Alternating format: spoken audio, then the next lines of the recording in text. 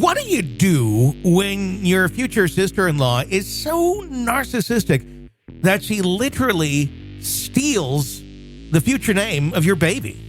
Never tell anybody what you want to name your kids. It's a lesson hard learned today on My Crazy Family. My crazy family.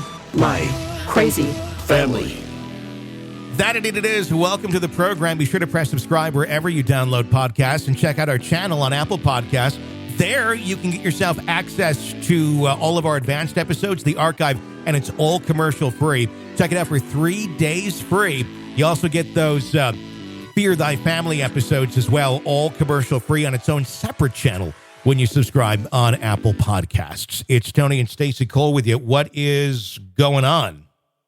Well, not a whole lot. Just hanging in, trying to get through the new year and all that fun stuff. What I think really helps me get into the new year and just the dark days is to read about horrible human beings all day long and then put shows together. It just that'll do it. It brightens my spirit. It really does. It makes me joyous. Hey, you know what? You find your joy wherever you find it. I'm not going to judge. Exactly. Got some interesting stories here, it looks like, with grandparents, father who doesn't know he's the father, and a sister-in-law that seems like a lovely woman. Yeah, you got to love it. So our first story, it kind of goes back to the Christmas holiday, but, people had some time to sit and think about things and listen to podcasts and write into us. So my son's grandparents don't bother with their grandchild all year long. Ever since he was born, he is now 17, but he is expecting to spend Christmas with them. All they do is talk about their other grandkids, hardly taking an interest in my son. It makes me so cross, this person says. I've made excuses the last few years not to spend Christmas with them, but I'm feeling a little guilty as they're my partner's parents, and he doesn't see them often, plus they're getting older. Well, my son doesn't have a particular interest in seeing them and prefers not to over Christmas, but then we are left out of all of the holiday celebrations. So what do I do? Do we see them and deal with the disappointment? They barely know him, and really it's their fault because they've never really made an effort. Yeah, that sucks. Well, are you planning on going to the Christmas that you'd like it to be in your mind? Or are you going to the Christmas that the track record shows will be again this year, the same lousy rerun that you always go, why am I watching this again? That is a really good way to think about it. It's like you're real excited for that season premiere. It's going to be really good. Can't been waiting for this episode forever. And you get there and it's just like a fucking train wreck. and it happens every time with single something. Time. So you got to take a look at that here, because I get you. That's a big thing to think of. You're going to miss out on all of the holiday celebrations and this and that. But also know that with time, those things change. And that's an interesting thing. As you get a bit older, the get-togethers at grandma's kind of eventually goes away because grandma's gone. And then it kind of spreads out a little bit more, and other people have their own families and this and that, and it fades. But you kind of make it what you will with where you go next. So I think some of this is, wishing for something that's not there, idealizing the situation. And when your son doesn't even really want to go, why are you going? If you don't want to go, that sense of obligation. Yeah, right? It is. It's a total sense of obligation that so many of us have. And then we second guess our own parenting skills that are instinctual. And you go, why am I thinking this? Like, why am I questioning myself on this or that? And you go, oh, because my parents would have questioned this 50 ways to Wednesday. And I know darn well what I'm doing is right, but I'm still going to sit here and go, no, this should be done that way because that's the way it's done. What the fuck does that even mean? I mean, unless we're talking about turning a screw right. Yes, a screw has to turn right most of the time. it's just, it's kind of insanity that we do. And that's how you get sometimes good things that are passed down from generation to generation. It's usually like one thing, like this is how we make grandma's cookies. And then the rest of the year, it's like, yeah, I have this tendency because my grandma was a narcissistic bitch. And I have this tendency because my dad was a rageful alcoholic. I have this tendency. So, but there's that one thing. You get the fucking cookies. It's always about the cookies. You get the cookies. So you get the one thing. Yep. But that's the thing with some of this. If you're just not feeling it, time to start your own thing. Well, and that's okay to do, to start your own traditions. Yeah. You know, if you look at the Hallmark Channel, their movies, I've been this whole holiday season, I tried to not watch the Hallmark Channel because it sets you up to expect your holidays to be a certain way, and they rarely are. Mm-hmm. You know, it's just it's not this storybook Christmas. Things get burned. People get mad. Sometimes somebody has died. You know, the get together isn't the same. We have these expectations that are so built up, that are so high. Just drop the expectation. Make a dinner, have some people over, do your own thing, and call it good. Trying to elevate it to this Martha Stewart fucking Christmas does nothing but upset people.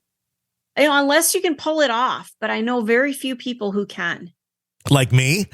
That was, you know, it's funny. As I said that, I'm like, wait a minute, Tony can. I've seen the pictures. I'm like, I'm sitting here. I was actually talking to Dave earlier in the day on Facebook, and we were saying, you know, happy Thanksgiving and, you know, whatnot. And he said to me, like, I'm sure you're getting, like really, you know, make it big with all your Christmas stuff this year. And I said, I wish there was another day in the week and more time for this. I only got like half my Halloween stuff up before I ran out of time, but I'm going to try. I just got to like do it a day here. And like, that's all I do. But yeah, I don't think you are the male Martha Stewart though, and you can pull it off. Well, I only can pull it off is because when I do it, I put on a wig, Martha Stewart wig. And then I get a like kind of a jean shirt, and I take my shirt off and I just kind of like tie it like in the middle, and so you can see my belly and part of my breastises.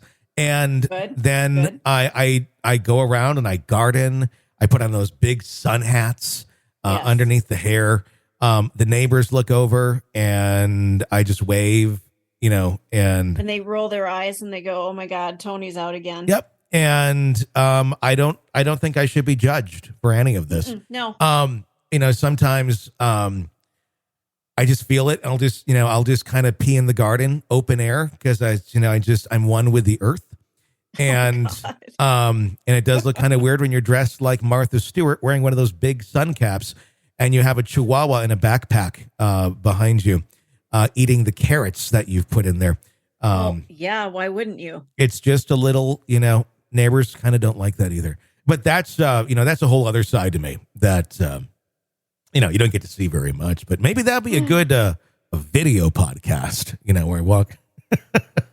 I can't wait until we start doing the video portion of this podcast because I want to see you in that outfit. Every week I'll do a new character. I think that'd be great. That would actually be an interesting podcast. Yes, it would. Where it's, let me think about this one. I don't want to talk about this on the air. Because like some of these, I'm like, this could be doable. All right. So they just, So my recommendation here is do your own thing. And if you look back going, well, when you look back at what your parents did they do the same thing that you did throughout your childhood at Christmas? Probably not. It was probably a bit different. And it's because things change and you're just go and do what's right for you. Don't torture yourself. Don't torture your children. You know, you're going to walk away from that being more stressed out and not happy. And it's you being happy is what matters. And if they're not remotely interested in it, time for something new. Yeah. Ditch it. I hear Denny's has a great Rudy Tooty Fresh and Fruity. Why not? You don't have to clean up. The only downside to that is you don't have any leftovers, but you make a turkey later. You Big can deal. get just do it at home. Do it together. You got kids, just do it. Start small. That's something that I always appreciated. I didn't have any brothers or sisters, so I really did enjoy the holidays just being there with my mom and dad. And then the next day it was cousins and that sort of stuff at grandma's. And again, everybody grew up and went different ways, and that changed. So, Well, that's okay. And it's okay to start your own tradition. it's fun. It is fun. You get to make it exactly what you want it to be. Yeah.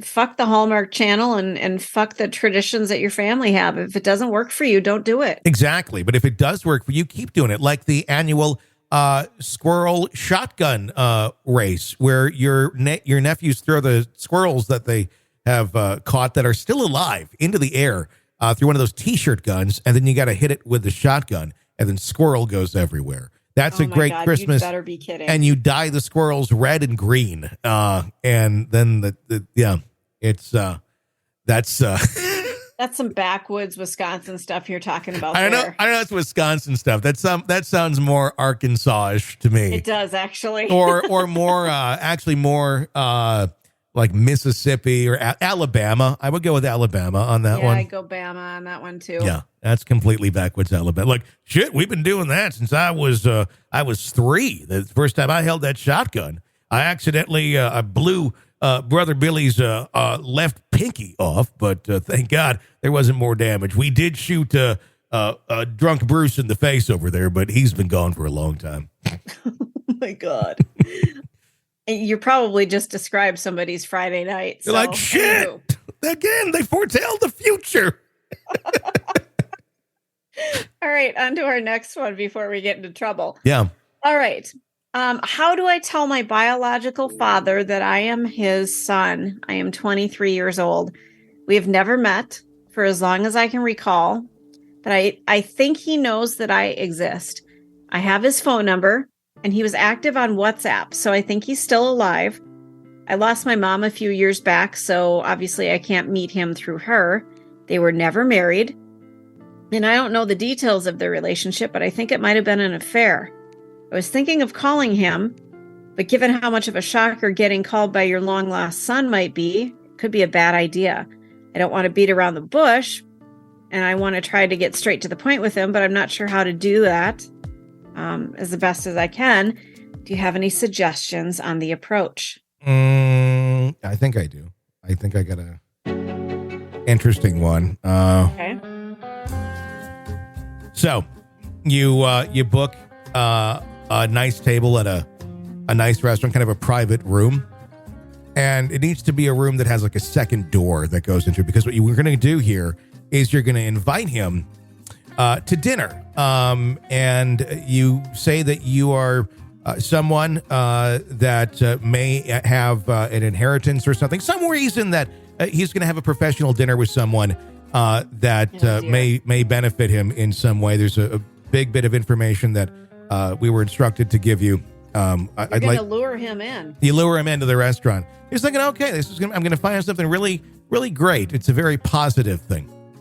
And then suddenly the side door that goes back out to the alley opens dramatically. And then inflating into the room is a giant blow up vagina. And it's right there. And he's like, what is this giant blow up vagina doing at this nice steakhouse? And then you come out of it with a baby bonnet and a rattle. And you just kind of, and you got like the diapers on, and you're like, you walk out and you're like, Dada, Dada. And you walk over and try and give him a big hug. And then you sit down for dinner in the attire of the baby thing. And you just, you just act like a normal adult, and you get to know each other, one-on-one as adults. Wow, what could go wrong with that? Well, I think you might damage the inflatable vagina that was rented from the party store, because I was just gonna ask, where are you getting this inflatable vagina? You're gonna have to get it at a party store or something, and then you you don't want to rip it, so just be careful that it doesn't inflate too much into the smaller room at the restaurant that you're going to go to. Oh my God. That's my suggestion. Know. I don't know what to do with that. You have a better idea? I don't. Then that's spectacular. You could do a gender reveal, like you could, do a cake or something, and it's blue, and the guy looks at it and goes, "Why is this cake blue?" And ta-da! The waiter who brought it over is his son. Oh yeah, it's a boy. And he's like, "What? What's a boy? I'm your son." Mm-hmm. Mm-hmm. Mine is not nearly as creative as yours, though. Yours was different. What else could be done to do the big reveal that it's a son that he's never known? Does it always have to be something big and showy, or could it be little notes left around his property, maybe starting in the mailbox so he clearly gets one, and just something like, "I have a message for you.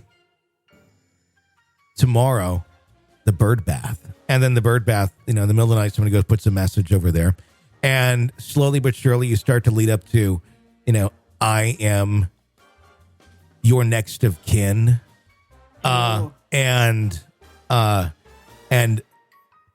like, little boy not happy. And just all these real kind of menacing, scary things, so he knows you're out there. So like a serial killer leaving a Very much so. Very much so. And then one day, just showing up on his porch dressed like a clown, holding balloons. And as he answers the door, you pop the balloon really loud so it sounds like a gunshot. And then there's a sign on the balloon that says, "I'm your son." Oh my God. That's just perfect. I think that would go over well. Be a great introduction to Dad. Oh God, can you imagine? Well, yeah, of course you can imagine. That's just troubling in so many ways. It's like, it's what Imagine was wrote for from John Lennon. He wrote that song about that sort of thinking. Yeah. But I'll be very honest. This is a rough situation because this son of a bitch doesn't know that he's got a son. Most likely he doesn't know. And then you're just going to ambush him and like, call him and say, "Hi, I'm your son." I don't know if that's the right thing to do, but we've talked about this with, all the DNA that's out there. Mm-hmm. Somebody's going to figure it out. I think it's fair, and you certainly have a right to try and reach out. The thing that you also would have to accept, though, is they have a right to say, I don't want the relationship. As cruel as that may be, however you're looking at it, that could happen too. So I think before you go into that world, though, I think you need to get yourself comfortable with both scenarios and not, aggrandize the idea that this is going to be wonderful and you're going to make this connection. You're going to have so much in common. Maybe that happens. Maybe that doesn't. Maybe there's some in the middle thing and you become acquaintances or maybe it's just, I'm sorry. This is not for me. Which may be why he's not there to begin with. I don't know. Who knows? Yeah. There's so many possibilities. But I think you're old. Obviously you're 23, you're an adult. So just make sure you're ready for either way is what I would say. Yeah, because it could go badly. It could be that, he's like, maybe he does know you exist and he doesn't want anything to do with you, or he has no clue. Yeah, who knows? There's no way to really know until you dig in, or unless you know somebody who knows him and could get some inside information. So hiring a PI would be another option as well. Yeah, that's true. Sounds like a Disney movie in the making, doesn't it? Yes, it does. It does, where everybody falls in love in the end. The biological father and his 23-year-old son. Wow. That would be... wow. Can you imagine? That would... Wow. I'm your son. I had no idea. It sounds like a Jerry Springer episode from right? I'm your son and I love you. You know, like I'm in love with my son. I'm in love with the son I didn't know I had. Well, you'd hate to meet up with him on Tinder, you Oh, know, God. right? I mean, Yeah. I swiped and, you know, we really hit it off. We seem to have the same quirks. We even look alike. It's amazing. Soulmates. Yeah. I'm sure that's happened to somebody. Oh, I bet it has. You know, Yeah. it has somewhere. Anywho. Yeah. All right. Our next story. My fiance is 24. I am 24. We are currently trying to plan out our family goals. Currently, we are talking about the idea of starting a family, what type of parents we would like to be, and other things.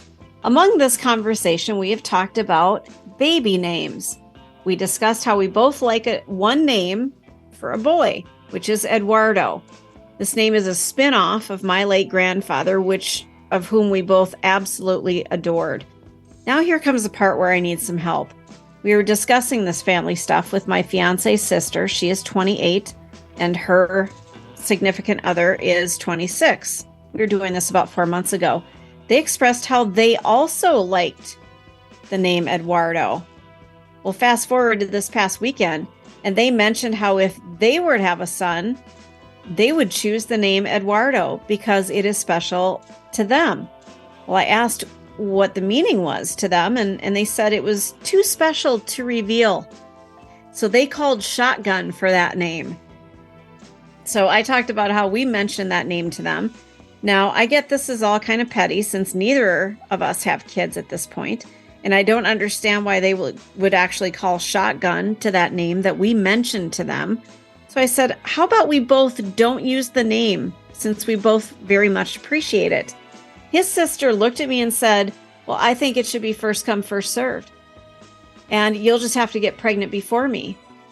Well, I find it extremely petty, and I get that it's just a name, but she doesn't have to be childish about it.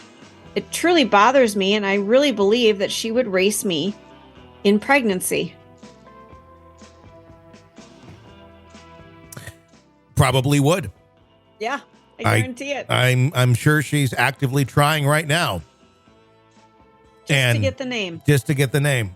And her husband's probably very much appreciating this race to a name that you've created.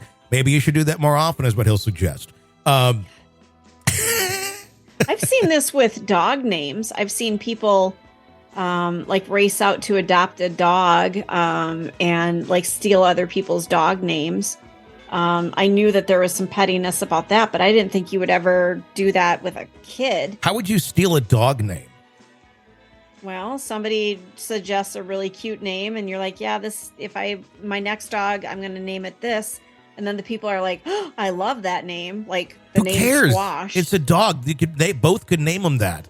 Exactly. But are people that concerned? Like my friend Betty has a dog too that's named the same thing. Who fucking cares? Yeah, I've seen people get upset about that kind of thing. That's just stupid. Absolutely.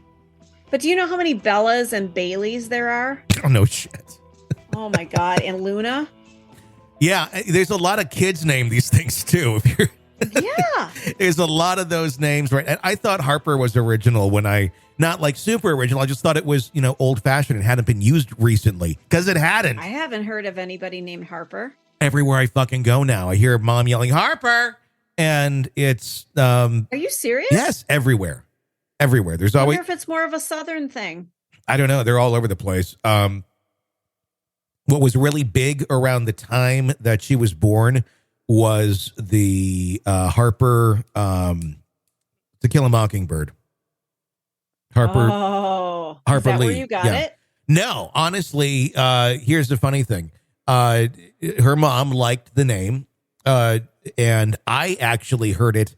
I was doing an entertainment report at the time for MSN, where they used to MSN was a search engine once, kids, and people would go there and there'd be like a video playing, and it was like it was like E or whatever, and I did the voiceover on a lot of them, and I was recording one for somebody named their kid Harper. There was a Harper with somebody at the time. I forget who. And I just heard that name. I'm like, that's a really pretty name. And I'm like, that would really kind of work for a girl or a boy. and Yeah, it would. and brought it up that night, and we both agreed, like, that's perfect. We just kind of came and we both were like, yeah, that's the name. So Harper was going to be Harper, whether it was a girl or a boy. Oh, that's perfect. And It's absolutely perfect. But how would you have felt if maybe let's say you were sitting and having a martini and your neighbors are over and you kind of just landed on this name through, basic conversation. And the neighbor went, I like that name. Oh my God, I'm going to name my kid that. How would you feel? I would be like, what kind of procedures are you having done to have children again? Like, how is this even possible? Mm-hmm. No, but if they were able to have children and it was just like that sort of a situation, I don't, as a guy, I honestly probably wouldn't care. I would be thinking, oh, it'll be kind of funny. There'll be two Harpers in the neighborhood. And maybe that'll, they're going to like that. They'll kind of think that's cool. That's kind of how I would think it, but I can totally understand where mom may not feel the same about that as I would. Yeah, that's a tough one. And, there's sentimental reason here. It's a takeoff of her late grandfather's name. So, it's not just that she was sitting around, saw a TV show or something and fell in love with the name. It actually has some family significance. I don't know. I mean, I'd say name them both Eduardo. Great. I mean, the person can mean, the same to each, and the name can be used again. Maybe make it one a middle name or something. I don't know. I don't see really why you couldn't do both. I think that's something everyone would get over pretty quick. Except the moms would probably always be, about that. I think nobody else will give a shit. They'll just be like, they'll probably be kind of funny sometimes, like, no, the other Eduardo or this or that. Eduardo 1. Yeah. The nobody's going to give a shit. And then the rest of their lives, they had the name that meant a lot to their families. So other than the pettiness of it that may happen, the kid will end up growing up with a name that you wanted them to have, and they'll be proud of it. Yeah, that's a good point. So, the female in me would just love to take a swipe at this sister. Yeah. But what does that accomplish, though?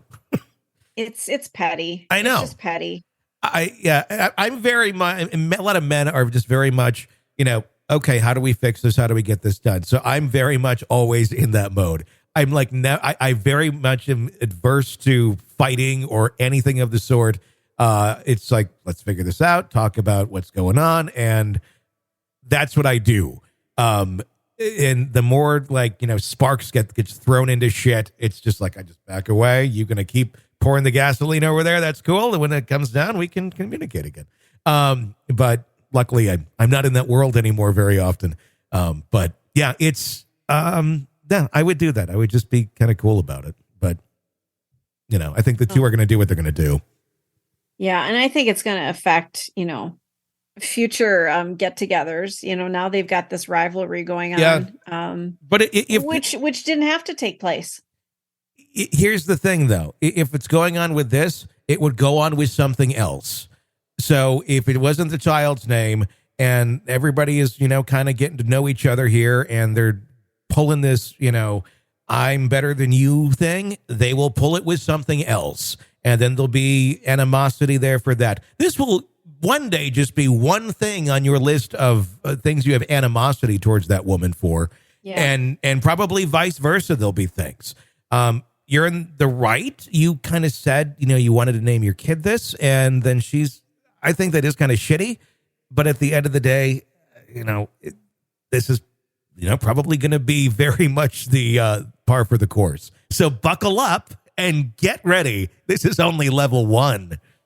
Yeah, I think you're right. Absolutely. Yep. Put on your seatbelt because you're about to go for a lifelong ride. And understand what matters most is your relationship with your significant other, not with their family, not with things that, don't really matter. Do that make it more of a bump in the road sometimes? Sure, but it's one you can learn to prepare for and then not be so affected by. as time goes on. And that is going to wrap up today's episode of My Crazy Family. Be sure to check us out on Apple Podcasts and get 3 days free of our subscription, where you get advanced episodes of the show. You get all the archive, all the commercial free, all the Fear Thy Family is on its own exclusive channel there on Apple Podcasts with Fear Thy Family. So do check that out. We do greatly appreciate it. Until next time, for Stacy, I'm Tony. Thanks for listening to Fear Thy Family. My crazy family. family. My crazy Family.